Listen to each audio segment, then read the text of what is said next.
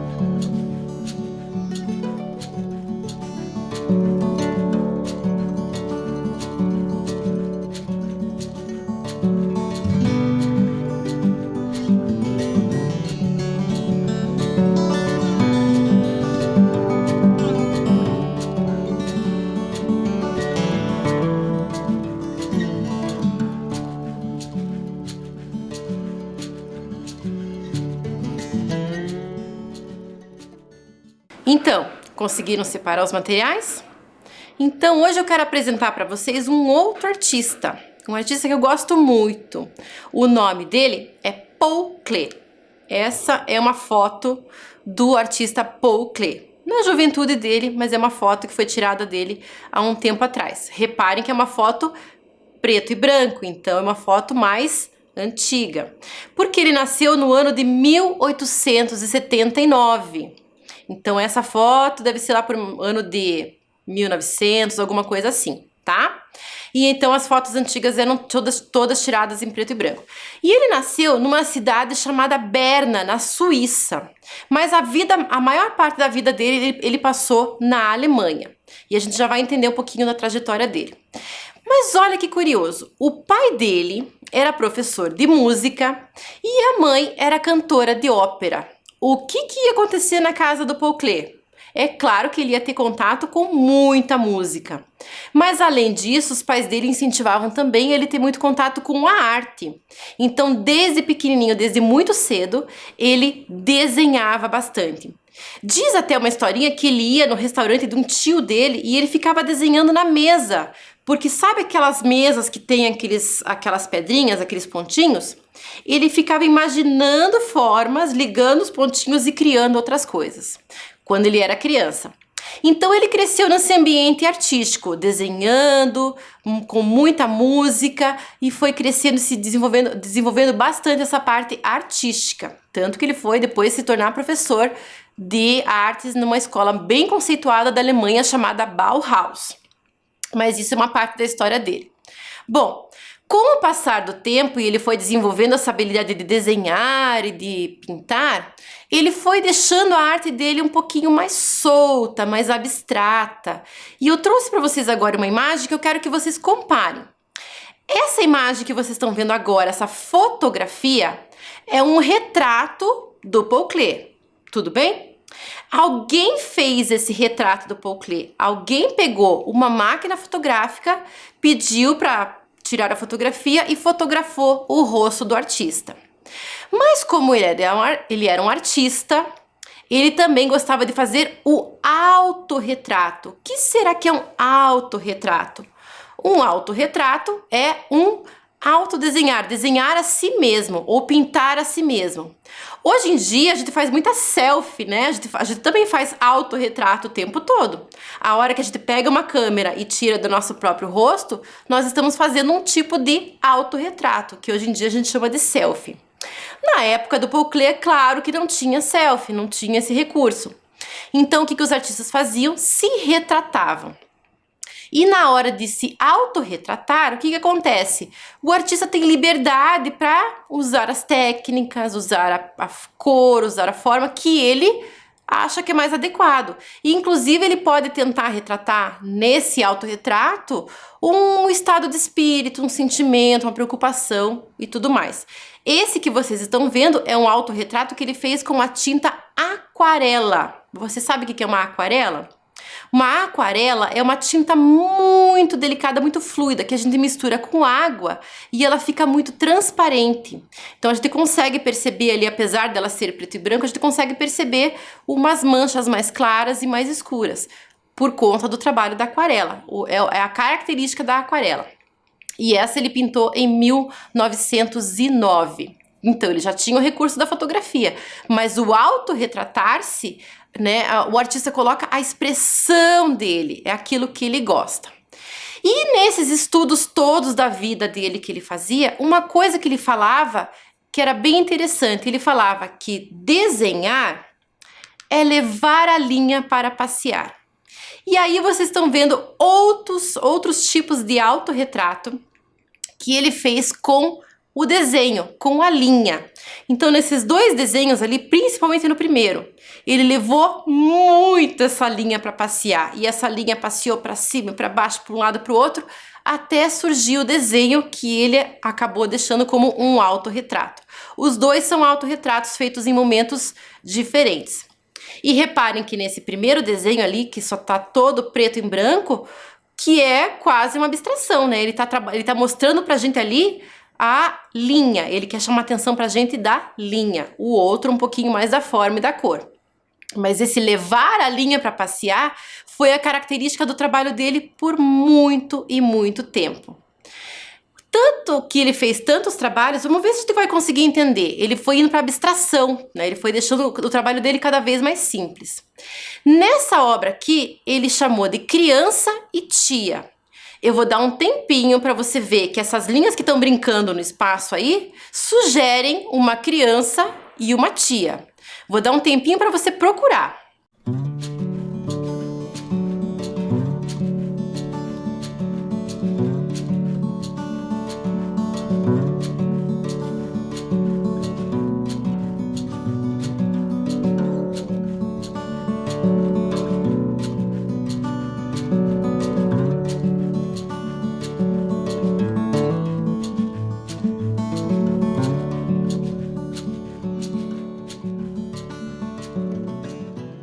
Então, conseguiram perceber a criança e a tia?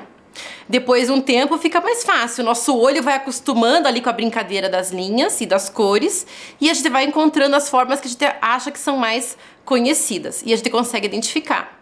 Poderia não identificar, também não tem problema nenhum. A arte abstrata é assim, o nosso olho vai procurando aquilo que a gente conhece e que a gente identifica.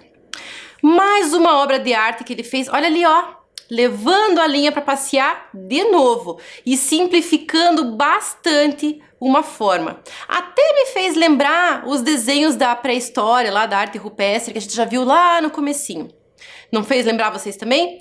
Então olha que interessante, esse pássaro, né? Ele foi esquematizado com a cor, ele tem um volume de cor ali, mas a linha é que dá a estrutura para o corpo dele. De novo, ele fez a linha brincar no espaço, passear nesse espaço. O nome desse quadro ele deu de Abóbora e Pássaro Azul. Quando que vocês iriam desenhar uma abóbora e pintar de azul? Coisas de artista, né? Olha que interessante, como a gente pode ir além e pintar com a cor que a gente quiser. O Paul Klee fazia isso. Ele trabalhava com a cor que ele gostava, que ele imaginava e que ele achava que ia harmonizar na obra que ele estava trabalhando ali. Então vocês conseguiram perceber a diferença de retrato e autorretrato? Então, eu retratar alguém, eu posso fotografar, eu posso desenhar, eu posso fazer alguma outra forma. E o autorretrato é quando o próprio artista faz um desenho ou uma imagem de si mesmo. Como a gente já vai ver daqui a pouco mais um exemplo. Bom, o que eu vou mostrar para vocês agora são retratos. Só que são retratos da família do Paul Klee. Porque ele casou, ele teve uma vida assim bem tranquila até, apesar de ficar muito tempo sem conseguir vender seus quadros, mas a vida dele estava bem estruturada e uma família tranquila também. Ele teve um filho chamado Félix, que é o primeiro que vocês estão vendo ali. Ele está ao meio da foto e a irmã dele está ao lado nessa primeira foto. É uma foto mais antiga, então ela não está muito nítida. É uma foto bem antiga. Ao lado, na foto ao lado, vocês estão vendo o Paul Klee, a esposa dele e um gato sobre os ombros dele. Vocês repararam que tem gato nas duas fotos?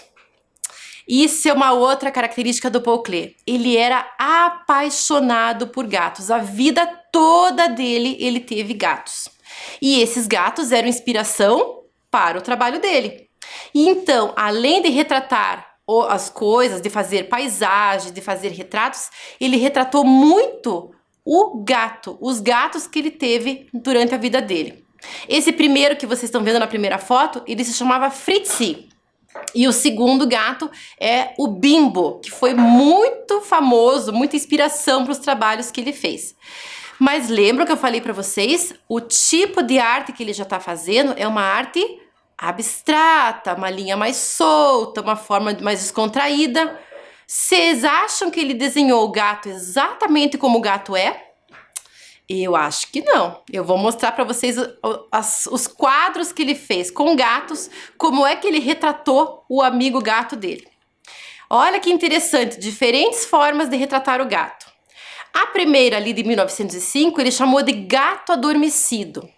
Então ele pintava o gato ou desenhava o gato dormindo, brincando, comendo, fazendo bagunça durante o dia, enfim. Tudo era motivo para ele desenhar os gatos ou pintar os gatos. Então aparece em muitas telas do Paul Klee. Reparem nesse gato adormecido que por mais que ele esteja paradinho ali dormindo, a linha que ele usa não tá dormindo, é uma linha agitada, ela aparece várias vezes ali para completar o desenho do gato. Não sei se vocês conseguem perceber isso na imagem que aparece para vocês. Na imagem do meio, ele deu o nome de um tipo de gato. Ele criou ali um tipo de gato. Que tipo de gato é esse? Um gato azul? Um gato sapeca? Um gato brincalhão? Um gato dorminhoco? Que tipo de gato ele criou? Quando a gente olha para a tela, a gente tem sensações. Será que é um gato mais tranquilo? Será que é um gato mais agitado? Não sei, é um tipo de gato que ele colocou ali, só a sugestão da forma desse gato. A gente quase não percebe o gato inteiro ali. Algumas linhas passeando nesse espaço que a gente olha e tem a sugestão do gato. E a terceira imagem ali já é no finalzinho da vida dele, foi o último quadro que ele pintou. Dizem até que ele não está bem acabado. Ele deu o nome de A Montanha do Gato Sagrado, que para ele o gato era realmente muito importante. Então reparem ali que também o gato já está quase geometrizado, né, com formas mais geometrizadas, linhas mais retas, né? A gente sabe que o corpo do gato são linhas curvas, mas aqui ele deixou mais geometrizado, mais geométrico, inclusive o fundo, né? O fundo é composto por vários quadradinhos que vão se unindo numa trama que aparece ali ao fundo, certo? Tendo essa ideia de que ele faz a linha passear no espaço, ele continuou o trabalho com os gatos, retratando muitos gatos. Então aqui vocês têm duas fases de uma obra de desenho e de pintura do gato e pássaro que ele fez em 1928. E agora eu pergunto para vocês, nesse gato que vocês estão vendo na pintura. Será que existe um gato com essa cor? Será que os olhos do gato existem com essa cor? O que ele colocou ali com essas cores? O que ele quis dizer com essas cores? Né? Essas cores intensas desse gato. E esse gato tá pensando nesse passarinho? Né? Tá pensando no passarinho? O que será que ele tá pensando? Qual que é o pensamento dele? Será que ele quer ser amigo do pássaro ou se ele quer comer o pássaro? O que será que um gato faz? Bom, brincadeiras à parte, aqui ele tá colocando, né, a ideia de brincar com a linha e transformar o desenho do gato. Essa brincadeira também surge com as cores. E agora, antes de eu colocar a proposta de atividade para vocês, eu vou mostrar um vídeo de um artista fazendo o desenho, bem parecido com o gato do Paul Klee, e o jeito que ele vai colorir. Esse jeito que ele vai colorir vai ser inspiração para nossa atividade daqui a pouco também. Vamos assistir?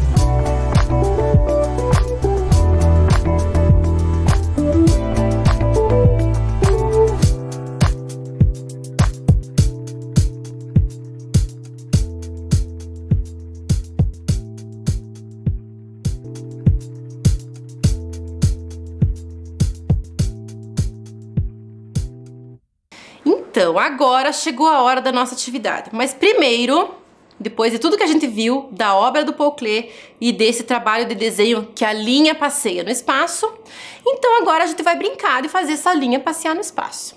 Trouxe uma imagem de um gato ali para vocês verem na tela. Esse gato, agora nós vamos desenhar esse gato. Mas calma, não é do jeito que vocês estão pensando. Faz de conta que o dedinho de vocês é um lápis. E vocês vão olhar para essa imagem agora e vão fazer o desenho com o seu dedo. Faz essa linha imaginária passear no espaço. Faz lá com calma. Olha os detalhes e passeia na forma desse gato.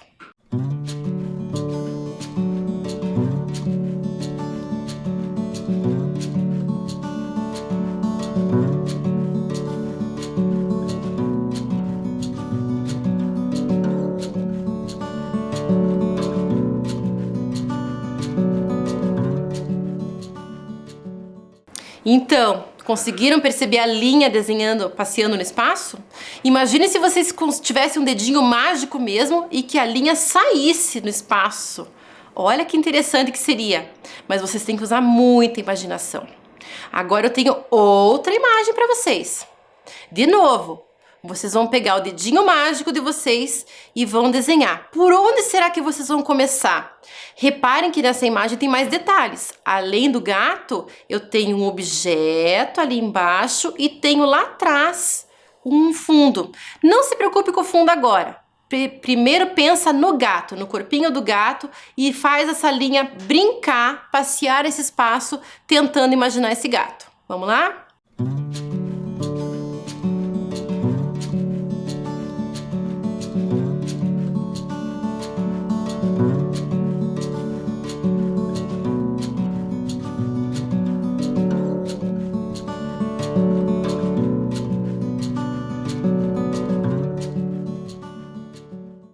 Então, conseguiram?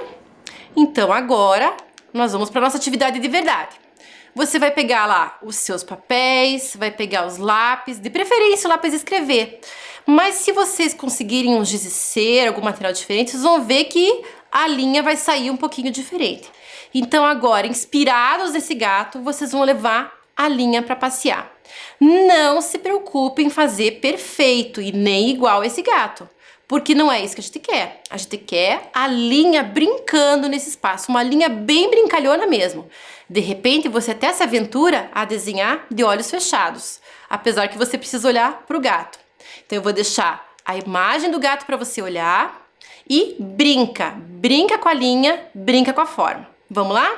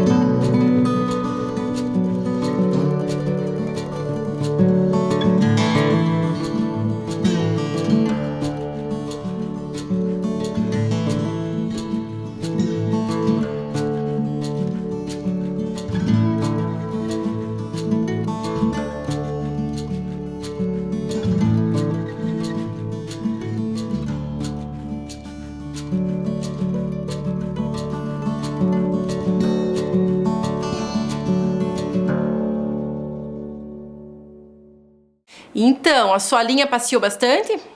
Agora, na hora de pintar, vamos deixar as cores brincarem nesse espaço, como aquele vídeo que vocês assistiram. Não tem certo e não tem errado, mas tem as cores que você mais gosta. Então, capricha na pintura desse gato.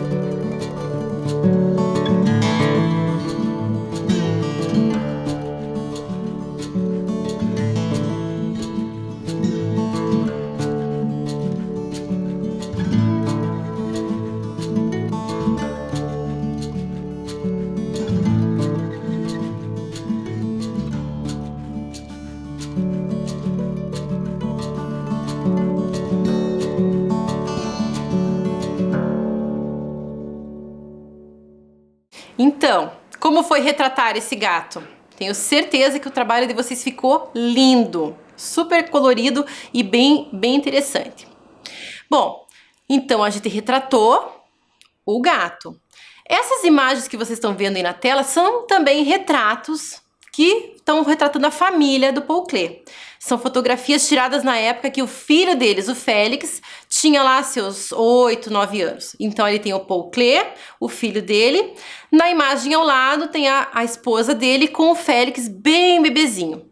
E imagens preto e branco, como eu já expliquei, porque são imagens antigas.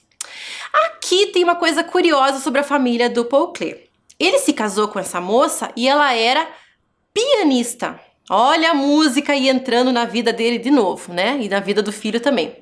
Então acontecia uma coisa muito curiosa. Como o Paul Klee, ele produzia bastante, ele pintava bastante. Só que nem sempre ele vendia os quadros. Então o que acontecia? O Paul Klee ficava em casa cuidando do seu filho, enquanto a esposa saía para trabalhar fora e manter a família. Então, o que acontecia? Como ele ficava em casa para entreter o filho, ele teve uma ideia genial. E ele produziu, durante essa infância do Félix, ele produziu diversos fantoches. Você sabe o que é um fantoche? É aquele bonequinho que a gente coloca a mão dentro e brinca com ele. Nem sempre são aqueles de pôr a mão dentro, mas o Paul Klee foi super criativo e criou uma dezena de fantoches. Poucos sobraram. Os que a gente vai ver agora são desses poucos que sobraram e que hoje viram exposição junto com os trabalhos do Paul Klee. Bom, esses primeiros bonecos que vocês estão vendo ali, né, essa imagem, esses 4, aliás, são palhacinhos que ele ia criando para contar histórias para o Félix. Então, para a história ficar bem interessante, ou ao invés de ele pegar um livro e ler a história, ele contava a história brincando com esses fantoches. E ele usava o que tinha em casa, tecido rasgado, um pedacinho de meia, alguma coisa que ele tinha lá na sua casa, ele usava para criar. As tintas que ele pintava também, às vezes uma colagem. Tem uma outra técnica que ele usava bastante, que era o papel machê. Sabe o que é o papel machê? Para fazer essas cabecinhas ali do palhacinho? O papel machê é uma massinha feita de cola e papel picado, que a gente vai moldando e ela vai ficando durinha depois que seca. E depois que ela seca, a gente pode desenhar, pode pintar em cima dela, que ela fica super interessante. Então esses bonequinhos foram alguns encontrados na casa dele depois que ele faleceu e que contaram, né, fizeram parte da infância do Félix. Mas tem um bonequinho que foi encontrado lá que era um autorretrato do Paul Klee. Como assim, professora? Um autorretrato? Ele fez em boneco? Sim, olha que interessante. Não sei se vocês conseguem lembrar daquela primeira foto que eu mostrei, mas esse bonequinho é um autorretrato do Paul Klee. Olha que interessante e que inusitado. Ele usou tecidos que tinha em casa, das reformas, das roupas que eram feitas em casa, usou lá o papel machê, usou fitas, usou o material que ele tinha, as tintas que ele tinha, os lápis que ele tinha e fez esse desenho, né, com esses grandes olhos que ele usava em outros retratos também, né, e vão aparecer nesse boneco. Olha a barba que ele coloca ali, né? Então vocês têm ali 3 ângulos diferentes para vocês perceberem a riqueza de detalhes que ele colocou nesse fantoche. Para contar histórias para o filho. Olha que amor, né? Que ato amoroso que ele fez durante a infância do Félix e que com certeza foi uma infância marcada por isso, né? Por esse contato com a arte e em contato com as histórias. E daí é agora que vem a minha segunda proposta de atividade para vocês.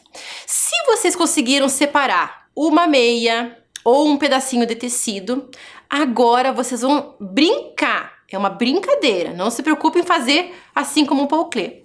Mas a ideia é que vocês façam um autorretrato nesse material que eu sugeri aí. Vocês vão fazer um fantoche que seja vocês, que represente vocês. De que maneira que vocês vão fazer? Use a imaginação.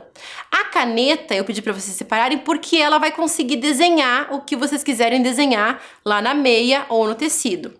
Então vocês podem colocar a meia por dentro da mãozinha de vocês e tentar esboçar os olhos, o nariz, a boca. De repente dá certo até com o lápis escrever. Experimenta lá. Se não tem meia, qual tecido que você separou? Será que você vai fazer uma amarração nesse tecido? Como é que você pode criar? Usa a sua imaginação. De repente você usa alguma coisa na cabeça? Um boné, uma fita, brincos. O que pode caracterizar vocês? Usa a sua imaginação. Quando o fantochinho estiver pronto, brinca com ele e tenta falar como se fosse você. E mostra alguém para alguém da sua família aí. Vamos brincar?